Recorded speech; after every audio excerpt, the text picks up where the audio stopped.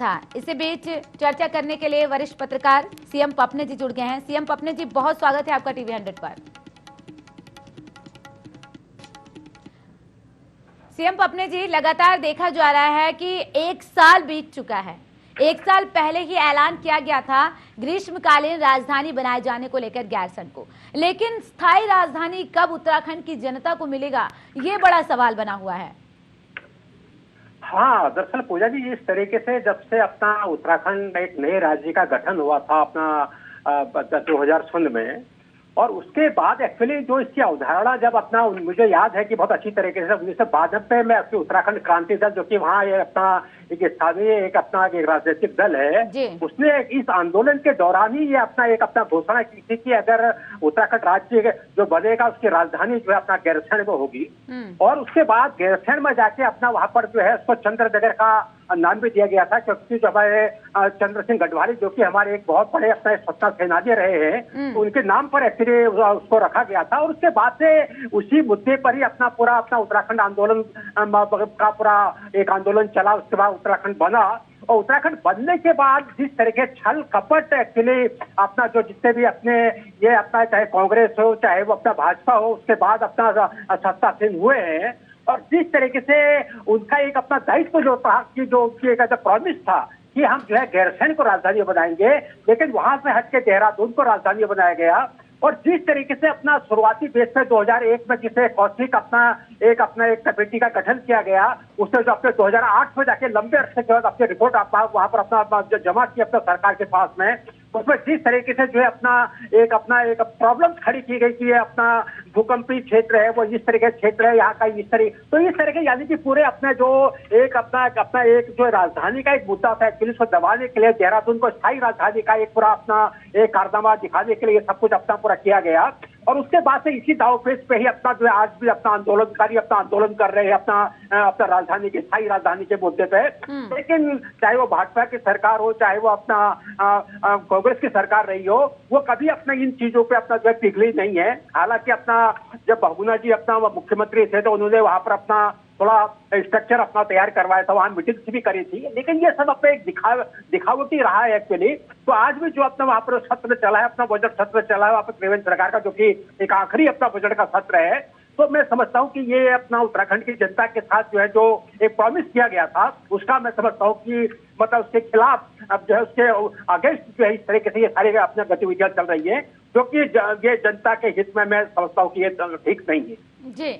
लेकिन सीएम पपने जी, सवाल इसलिए भी है क्योंकि जनता के साथ एक तरीके से धोखा किया जा रहा है। ऐसे में एक साल में अगर देखा जाए गैरसैंण के विकास के लिए तो भी कोई खास यहाँ पर पहल नहीं की गई है। हाँ बिल्कुल, दरअसल जिस तरह पहल क्या, जिस तरह समय पे अपना आप देखिए, जब अपना 2017 के अंदर जब हमारा विधानसभा का अपना चुनाव चल रहा था, तो उसमें जो है भाजपा ने अपना उनका चुनाव घोषणा पत्र था, उसके अंदर डिक्लेयर किया था कि हम जो है अपना गैरसैंण को जो है अपना राजधानी बनाएंगे। लेकिन उसके बाद जो है फिर जो मुद्दा अपना आता है, तो उसका एक अस्थायी राजधानी का आता है, ग्रीष्मकालीन राजधानी का आता है। और जो है हमारे देश में जो एक 5वां एक राज्य ये बना दिया गया उत्तराखंड जो है, जाके 2 राजधानियां है, एक्चुअली बात यह है।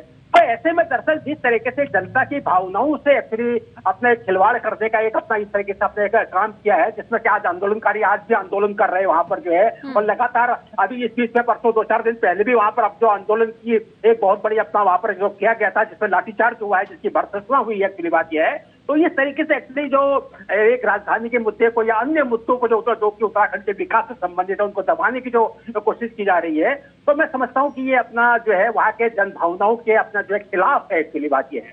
तो ऐसे में जो हम कहते हैं अगर हम वो नहीं करेंगे एक्चुअली, तो जनभावनाओं का क्या होगा। और इसी के अंदर पूजा जी, अगर हम एक अवलोकन करते हैं, उत्तराखंड पूर्ण रूप से एक्चुअली क्या है कि 86% एक्चुअली का एक पहाड़ी क्षेत्र है और 14% जो एक मैदानी क्षेत्र है।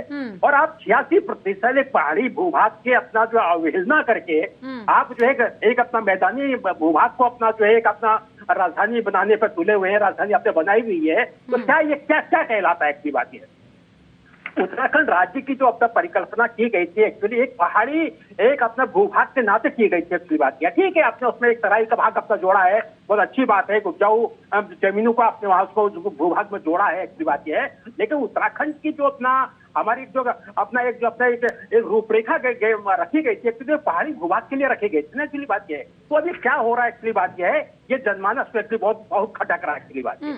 तो क्या पहाड़ी इलाका होने की वजह से, क्योंकि 86% पहाड़ी एरिया है वहां पर, इसकी वजह से विकास के कामों में रोड़ा आ रहा है, या फिर वहां पे चाहे बीजेपी की सरकार हो चाहे कांग्रेस की सरकार हो, वहां पर उस तरीके से विकास करना ही नहीं चाहती जो जनता चाहती है? क्योंकि देखिए तमाम तरीके की समस्याएं जनता को आ रही हैं, लेकिन उनकी जो मूलभूत समस्या है अगर वो ही नहीं दूर किया जाएगा तो फिर कैसे आगे जनता किसी पर भरोसा करे? बिल्कुल बिल्कुल, देखिए पूजा जी, जहां तक विकास का सवाल है उत्तराखंड के परिप्रेक्ष्य में, और देखिए हमारी जो अपना जो सोच हमारी वहाँ क्या हो रही है, देखिए हमारी वहाँ की सोच ये है कि हम अपना टिहरी जैसे हमने बात बना दे, हम पंचेश्वर जैसे बात बना दे, और जिस तरीके से अपना थोड़े समय पहले ही जिस तरीके से इतना बड़ा अपना वहाँ पर अपना जो है एक बहुत बड़ी अपना विपदा वहाँ पर आई है, एक्चुअली बात जो आपके सामने है, एक्चुअली बात ये है वो भी उस गाँव में, उस रेणी गाँव में, जिस रेणी गाँव में जो है एक अपना जो है चिपको आंदोलन को की एक इतनी बड़ी भूमिका अपने पूरे विश्व वैश्विक स्तर पे अपने वैश्विक फलक पे अपना दिखा के जो साकार किया था, एक्चुअली बात यह है। इस तरीके से जो वहाँ पर अपना एक विकास की जो अपना एक अपना चरम सीमा जो बांधों के माध्यम से अन्य माध्यमों से इस तरीके से जिसमें प्राकृतिक आपदाओं की मतलब भरमार लगी हुई, एक्चुअली बात यह है। तो इससे ये विकास नहीं है, एक्चुअली बात यह है।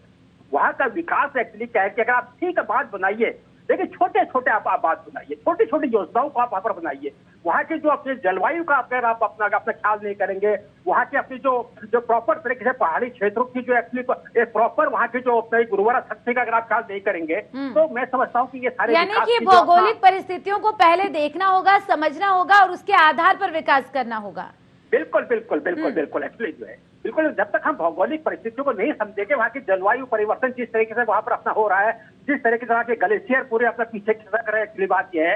तो ये क्या है, एक्चुअली बात यह है। और दूसरी ओर उत्तराखंड का परिप्रेक्ष्य में अगर हम बात करते हैं, उत्तराखंड के देखिए जंगलों में जो है आग लगनी शुरू हो गई है, एक्चुअली वहाँ पर। तो उस आग का प्रभाव कहाँ पड़ रहा है, एक्चुअली बात है, ग्लेशियर ऊपर पड़ रहा है, एक्चुअली बात है। अब ग्लेशियर जब लगातार अगर पिघलते चले जाएंगे तो हिमालय कहाँ रहेगा, एक्चुअली बात है। और हिमालय लेकिन सीएम पपनी जी, जिस तरीके से जैसे जैसे गर्मी शुरू होती है, अभी देखिए क्योंकि अभी मौसम गर्मी का आ रहा है, ऐसे में अभी से जंगलों में आग लगना किस दिशा में जा रहे हैं आगे? आखिर कौन सी बड़ी चुनौती को यहाँ पर अब सामना करना पड़ेगा? यानी कि कहा जाए कि वहाँ की जनता को बहुत बड़ी चुनौती अब देखने को मिल सकती है। ये किस तरह की समस्या है? देखिए पूजा जी, देखिए अगर हम जनता के हम ये सिर्फ उत्तराखंड के परिप्रेक्ष्य में नहीं, अपना हिमालय का पिघलना, हिमालय के ग्लेशियरों का पिघलना, ये हमारे देश के 80 करोड़ लोगों को प्रभावित करता है, एक्चुअली बात है। क्योंकि जो अपना जो गंगा और यमुना का जो प्रवाह वहां से अपना निकलता है, एक्चुअली जो ग्लेशियर से जुड़ के जो नदियां बनती है, एक्चुअली बात यह है, वो 80 करोड़ लोगों का पालन पोषण करते हैं, 80 करोड़ लोग उस पर आश्रित है, एक्चुअली बात यह है। तो इससे उत्तराखंड का ये तो सवाल नहीं है। तो ऐसे परिप्रेक्ष्य में हमारी चाहे वो केंद्र सरकार हो चाहे हमारी राज्य सरकार हो, वो क्या सोच रही है ये उत्तराखंड के लिए, एक्चुअली बात यह है। तो उनका तो सिर्फ यही नजरिया है कि बड़े बड़े अपनी परियोजनाएं वहां पर लाद दी जाए और हर तरीके से इस तरह पूरे काम किए जाए कि जिससे वहां की आपदाएं लगातार आती रहे। 2013 का आपदा को कौन भूल सकता है, एक्चुअली बात यह है, जिसमें कि हजारों लोग अपना तबाह हो गए, अपना दफन हो गए, एक्चुअली बात यह है। और अभी देखिए कम से कम जो 250-300 लोगों का भी आंकड़ा आ रहा है, एक्चुअली बात यह है। तो किस तरीके से वहां पर अपना जनहानि हो रही है, वहां पर अपना जो है लोगों के अपने घर घाट उजड़ गए हैं, अपने खेती के खेत खलियान उजड़ गए हैं, एक्चुअली बात है, उनसे पशुओं की हानि हुई है। इस ओर एक्चुअली सरकार को ध्यान नहीं है, एक्चुअली बात यह है। तो इसी पर चर्चा करने के लिए ठीक है सीएम पपनी जी आपके पास लौटेंगे। इसी बीच बीजेपी नेता सुभाष बरतवाल जी जुड़ गए हैं। बरतवाल जी, बहुत स्वागत है आपका टीवी 100 पर। धन्यवाद। और आपको बधाई कि आपकी तरफ से बजट भी पेश कर दिया गया है, अंतिम बजट है। लेकिन मैं आपसे ये जानना चाहती हूँ कि जनता कब एक दूसरे को बधाई देगी? स्थायी राजधानी मिल जाएगी हरिसैंड उन्हें? नहीं, देखिए राजधानी के संदर्भ में जो चर्चा पर चर्चा जारी है, पहली बार जो है ग्रीष्मकालीन राजधानी का जो है इतिहास में दर्ज करवाया गया। पिछले वर्ष आप जानते हैं कि आज ही उसकी वर्षगांठ के भी जो है 1 साल पूरा हुआ है उसको। और जो एक लोगों का, आंदोलनकारियों का, आम जनता का एक मन था कि राजधानी के ऊपर स्थायी रूप से जो है कोई मोहर लगनी चाहिए, तो ग्रीष्मकालीन राजधानी के रूप में सरकार ने 2 कदम आगे बढ़ाए हैं, 1 कदम और रहता है उसको, अगर स्थायी रूप से जब उसका पूरा इंफ्रास्ट्रक्चर वहाँ तैयार हो जाएगा, पूरा ढांचा जो राजधानी का होता है, पर्याप्त भूमि अधिग्रहित हो जाएगी, वहाँ पर तमाम तरह के जो है राजधानी के लिए जो मानक होते हैं उनको पूर्ण कर लिया जाएगा, तो वह भी होगा। पर सवाल राजधानी का मैं समझता हूँ कि जो कई दशकों से रहा वो अब इतना मैं सोचता हूँ कि ज्यादा जो है डिस्कोर्स का विषय नहीं रह गया है, और उत्तराखंड के सामने तमाम अन्य मुद्दे हैं जिन पर जो है सत्ता पक्ष और उत्तराखंड की जनता नहीं चाहती बरतवाल जी कि उन्हें स्थायी राजधानी मिले? जरा आप सोचिए कि अगर आपकी सरकार ये काम कर देती तो आपको आने वाले चुनाव में कितना फायदा मिलता है इसका, कि 20 सालों में जो नहीं हो पाया वो उत्तराखंड की सरकार में, जब त्रिवेंद्र सिंह रावत आए सरकार में, उन्होंने कर दिखाया। नहीं, हमने तो राज्य ही बनाया महोदय, हमने तो राज्य, आप जानती हैं कि आंदोलनकारियों की सपनों को जो है पूरा करने का काम किसने किया, तो भारतीय जनता पार्टी की सरकार ने किया, अटल जी की सरकार ने किया, तमाम सरकारें, संयुक्त मोर्चे की सरकार थी। यहाँ परेड ग्राउंड में आकर उन्होंने कहा कि हम 24 घंटे में बना देंगे, नहीं बनाया। आप जानते हैं कि कांग्रेस ने कहा कि जो है हिल काउंसिल ले लो, कभी कहा कि जो है यूनियन टेरिटरी ले लो, लेकिन राज्य कभी नहीं देने को तैयार हुए। तो इसलिए हमने कहा था कि जो नौजवानों की शहादतें हुई मुजफ्फरनगर में, खटीमा में, मसूरी में, सरियंतर टापू में, हमने कहा था कि सरकार आएगी बीजेपी की, अटल जी ने कहा तो हमने बनाया है। इसलिए सवाल लाभ का या हानि का नहीं है, सवाल ये है कि प्रक्रिया का है। राज्य बना, उसके पश्चात जो है और तमाम तरह के जो है विभागों के पुनर्गठन हुए, तमाम तरह की योजनाओं का पुनर्गठन हुआ। आप देखिए कि सड़कों का संजाल जो है प्रदेश के अंदर बढ़ाने का काम हुआ, पेयजल की योजनाओं को बढ़ाने का काम हुआ, रोजगार के संदर्भ केवल 40,000 कर्मचारी सरकारी सेक्टर में होते थे, वो आज करीब 3 लाख कर्मचारी जो है सरकारी सेक्टर में काम कर रहे हैं, और प्राइवेट सेक्टर में आप पेयजल की व्यवस्था की बात कर रहे हैं। डोईवाला विधानसभा क्षेत्र जो काफी अहम है, वहां पर अभी से, जबकि गर्मी की शुरुआत नहीं हुई है, वहां पर पानी की समस्या होने लगी है। कई बार शिकायत की गई, तभी भी इस पर कोई संज्ञान नहीं लिया जा रहा है, ग्रामीणों का कहना है। नहीं, देखिए, पेयजल हुआ, सड़क हुआ, बिजली हुआ, ये निरंतर चलने वाला काम है, और इसमें देखिए आप ये नहीं कह सकते हैं कि आप जो है 100%, क्योंकि देखिए रातों रात कॉलोनियां बस रही हैं। आप देखेंगे राजधानी के आसपास के हालात ये हैं महोदय कि आप देखिए कि सुबह जो है अगर आप घर से शाम को घूम कर आएंगे तो आपको वहाँ खाली प्लॉट दिखेगा, सुबह वहाँ पर जो है कॉलोनी खड़ी हो जाती है। तो ये जो एक तरह का जो है राजधानी के आसपास पूरा संजाल और रात रात में दिन दिन में बस रहा है, उसके लिए चल रहा है ना बरतवाल जी, कुंभ चल रहा है, लेकिन सड़कों का निर्माण कार्य, जो कि खुद त्रिवेंद्र सिंह रावत ने जब जायजा लिया था, उन्होंने कहा था सड़कों का निर्माण कार्य पूरा हो जाना चाहिए। कुंभ चल रहा है लेकिन अभी तक निर्माण कार्य हो रहा है। नहीं, देखिए अब इस जो कुंभ में 2 प्रकृति के जो है काम होते हैं, एक स्थायी होते हैं, अस्थायी होते हैं। तो स्थायी प्रकृति के जो निर्माण है, जब एक राज्य के सीएम किसी को निर्देशित कर रहे हैं, इसके बावजूद अगर कोई काम नहीं हो पा रहा है तो फिर जिम्मेदारी किसकी है? नहीं, मैंने इसीलिए कहा ना कि देखिए कुंभ में 2 प्रकृति के काम होते हैं। एक स्थायी निर्माण होता है जो सदैव के लिए, वो पूरा है 100%। जो अस्थायी होता है कि कुछ दिन के लिए बनाना होता है, कोई झूला पुल बनाना है, लकड़ी का पुल बनाना है, कहीं पर जो है फोल्डिंग जो है वो लोहे का पुल बनाना है। तो इस तरह के जो काम है वो उनमें जो है कहीं ना कहीं रहता है, और वो उसके दौरान भी जो है उनको पूरा करना पड़ता है। कभी दबाव जनता का जो है ज्यादा किसी रास्ते पर है तो उस पर पता लगा कि वो छोटा पुल बना है, उसको और चौड़ा करना है, बड़ा करना है, मजबूत करना है। तो ये इस तरह के सड़क निर्माण कार्य किया जा रहा था ना बरतवाल जी? जी, यात्रियों की सुविधा के लिए ये किया जा रहा था ना निर्माण कार्य, चौड़ीकरण। वही मैं कह रहा हूँ कि देखिए उसको समझना पड़ेगा तकनीकी रूप से कि कभी हमारा आंकलन ये होता है कि साहब इसमें 1 लाख लोग आएंगे, लेकिन कभी कभी होता है कि साहब 1.5 लाख आगे, 2 लाख आगे, तो फौरी तौर पर उसको तत्काल उसी हिसाब से उन कामों के संदर्भ में सरकार आपकी है ना बरतवाल जी, तो व्यवस्था तो करनी पड़ेगी ना। बिल्कुल व्यवस्था हो रही है, और किसी भी यात्री को कोई असुविधा नहीं होगी। हर तरह से जो है वहाँ पर स्थायी रख रखाव जो है पेयजल का है, बिजली का है, टेंट कॉलोनी है, जो लोगों के लिए अस्थायी बसेरे करने का काम है, साफ सफाई का काम है, चुन्ना डालने का काम है, विद्युतीकरण का काम, जो रात भर जो है कोई ऐसा क्षेत्र ना हो जहाँ पर जो है अंधेरे में किसी को भटकना पड़े।